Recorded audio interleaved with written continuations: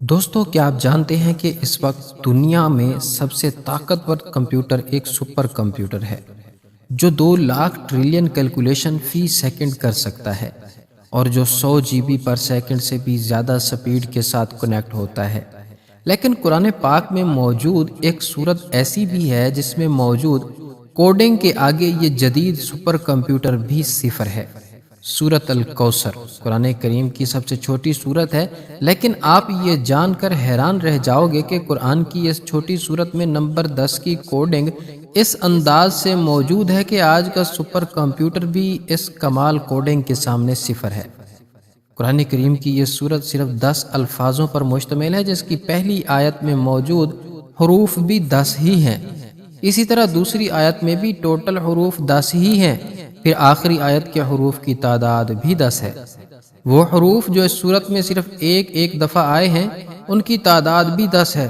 اس پوری سورت میں سب سے زیادہ تکرار سے جو حرف آیا ہے وہ حرف الف ہے جو 10 دفعہ آیا ہے۔ اس سورت کی تمام آیات کا اختتام حرف را پر ہوتا ہے جو کہ حروف تہجی میں 10واں حرف شمار ہوتا ہے۔ قرآن مجید کی وہ صورتیں جو حرف را پر اختتام پذیر ہو رہی ہیں ان کی تعداد 10 ہے، جن میں سورۃ الکوثر سب سے آخری سورت ہے۔ اس سورت کی ہر آیت میں موجود دوسرے لفظ کا اختتام کاف پر ہوتا ہے اور یہ تینوں الفاظ 10 مختلف حروف سے مل کر بنتے ہیں۔ جیسا کہ پہلے ذکر ہو چکا ہے، اس سورت کی ہر آیت کے دوسرے حرف کا اختتام کاف پر ہوتا ہے اور ہر آیت کے آخری لفظ کا اختتام را پر ہوتا ہے۔ تو اب سمجھنے والی بات یہ ہے کہ حرف کاف کی نومیریکل ویلیو 20 ہے، جبکہ حرف را کی نومیریکل ویلیو 200 ہے۔ تو 200 کو اگر آپ 20 کے ٹیبل میں دیکھیں تو یہ 10 بنتا ہے۔ قرآن کی باقی سورتوں کی طرح سورۃ الکوثر کی ابتدا بھی بسم اللہ الرحمن الرحیم سے ہوئی ہے۔ اب غور کریں کہ آخر اور ابتدا دونوں طرف سے دیکھیں تو اس میں موجود حرف را کا نمبر 10 ہی آتا ہے، جبکہ صرف بسم اللہ میں موجود حروف کی تعداد بھی 10 ہی ہے۔ پورے قرآن پاک میں صرف 2 صورتیں ایسی ہیں جن کا آغاز الف سے ہوا ہے اور جس کا اختتام را پر ہوا ہے۔ پہلی سورت سورۃ القدر ہے جو قرآن میں 97 نمبر پر آتی ہے، اور آخری سورت سورۃ الکوثر ہے جو قرآن میں 108ویں نمبر پر موجود ہے۔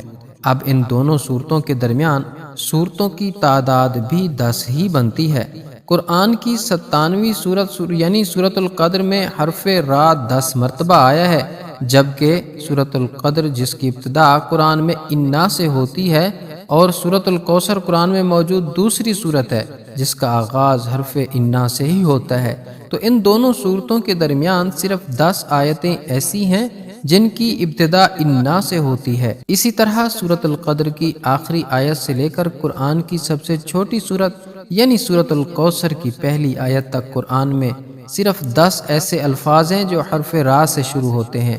قرآن کی سورت نمبر 97 یعنی سورۃ القدر کی ابتدا حرف الف سے ہوتی ہے، اور اس پوری سورت میں 10 ایسے الفاظ ہیں جن کی ابتدا حرف الف سے ہوتی ہے۔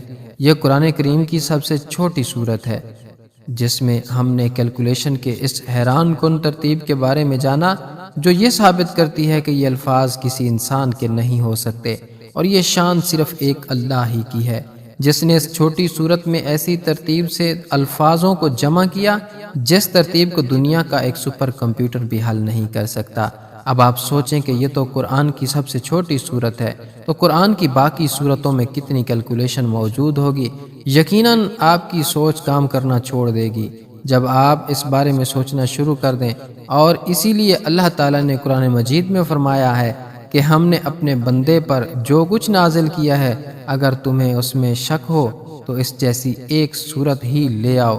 اللہ مجھے اور آپ کو حوض کوثر سے مبارک پانی پلائے جس کے بعد ہمیں پیاس ہی نہ لگے، آمین یا رب العالمین۔